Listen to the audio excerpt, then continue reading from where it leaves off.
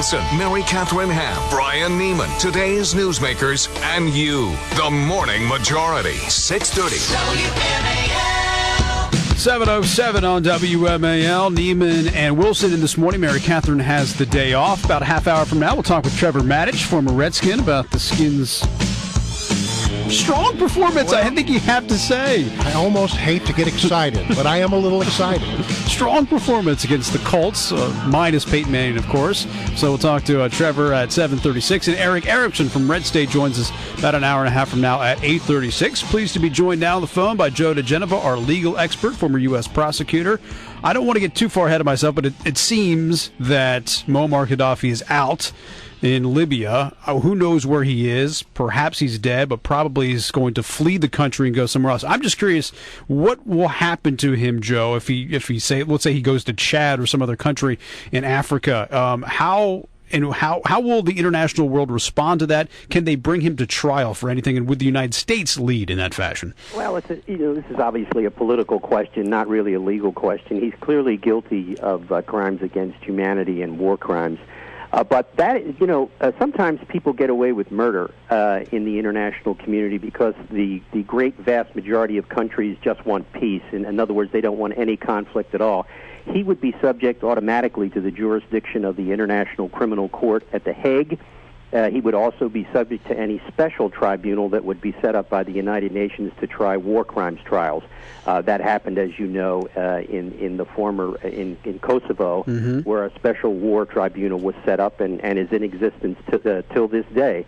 So it's really a political question. And when you look at the makeup of the United Nations, it's pretty much an anti-democratic group. And they might very well, if he went to a country which did not have any extradition treaties, just leave him alone. He still has a chance to bribe the head of a country to let him in and to prevent anyone from coming in and snatching him away. It could end ugly, though. It could end. I mean, if they find him, it's entirely possible he won't survive the arrest. If he is found, no doubt he will get the Mussolini treatment, which is hung upside down by his feet, and perhaps done even worse than that. I mean, I don't think he survives a capture by the rebels. All right, I want to talk about Maryland politics. Martin O'Malley, the governor, has been on TV talking about this, that, and the other. He proposed and signed a millionaires tax in Maryland, and it didn't work out too well because, according to one report, Maryland now ranks 50th among states in job creation. It seems that when you tax millionaires, guess what? They leave. Yeah, well, this is the power of the law. This is the legal segment. What happens when you pass a law that taxes the people who create jobs? The answer is people like that have choices. And some of them decide, you know what, I don't need this aggravation. I'm going to go to another state. Many of them have gone to Virginia. And guess what? When Maryland ranks 50th in job creation over the last couple of years. And guess where more and more Maryland residents are working? They're working in Virginia because that's where the jobs are. There is a pro-business climate in Virginia. Maryland taxes anything, whether it moves or doesn't move. And that's in true. The latest example of this, at the meeting of the state's counties in Ocean City over the last 4 days, what does Martin O'Malley do before he goes on television? He tells them that he intends to propose a series of new taxes to help with the shortfall in revenue. But, only a Democrat could get away with this brazenly on television. I say, sadly, Bob McConnell didn't say a word about it when he was on with him yesterday on CNN with Candy Crowley. But the bottom line is this. If you can send a guy like Martin O'Malley out on television to defend the job creation program of the Democratic Party, you've got cojones, and you know that the media is not going to take you on. Well, I mean, both of those guys are considered to be, potential rising stars or at least prominent players in the respective parties, O'Malley and McDonnell. Yes. And you said Maryland is 50th in job creation, which just is astonishing because CNBC just ranked Virginia as number one for business in the country. Yeah, this is a clash of cultures across the Potomac River. I mean, this is a phenomenal example of how destitute Maryland is. When you have a one-party state, which is what Maryland is, this is what you get. You get government by fiat, government by taxation, government by job loss. But it doesn't matter. The people of Maryland are asleep. They have been asleep for a long time, and apparently they do not care. I think Martin O'Malley famously called illegal immigrants new Americans in a debate new Americans. Right.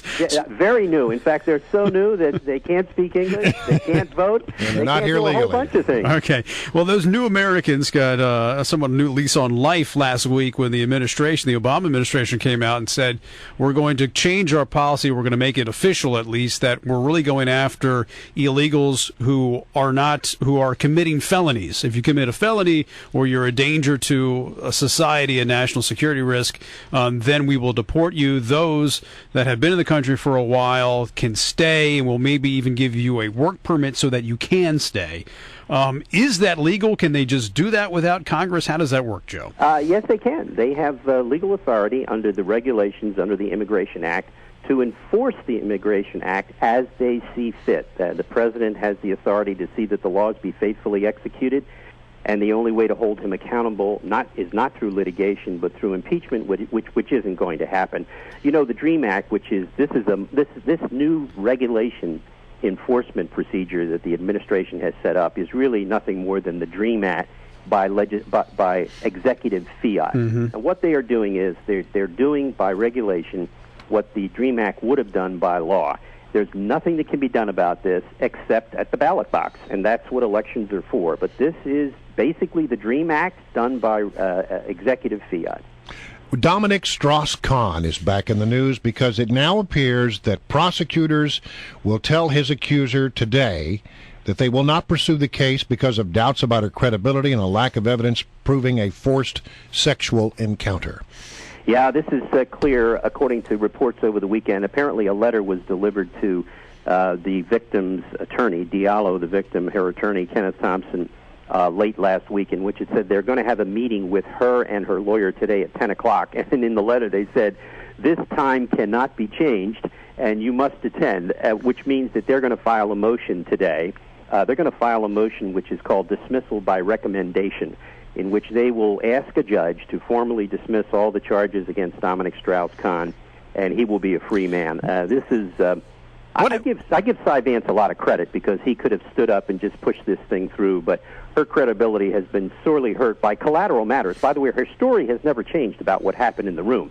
It was either consensual, in which case this guy really is a thug of the worst type and perhaps the perfect guy to be president of France, or it was rape, which makes him also perhaps the guy who should be president of France. But whatever it was, her story has never changed. But the collateral issues about lying about asylum, failure to pay taxes, all of these things, the filing a civil suit, giving interviews to ABC and Newsweek, all of the things which make her a very unattractive witness on the witness stand. It's a very sad story all the way around. So basically because she's had a bad past and she's done some things that she wouldn't be seen as credible on the witness stand, where the prosecutor's just going to say, you know what, we're not going to win, even though we believe it did happen?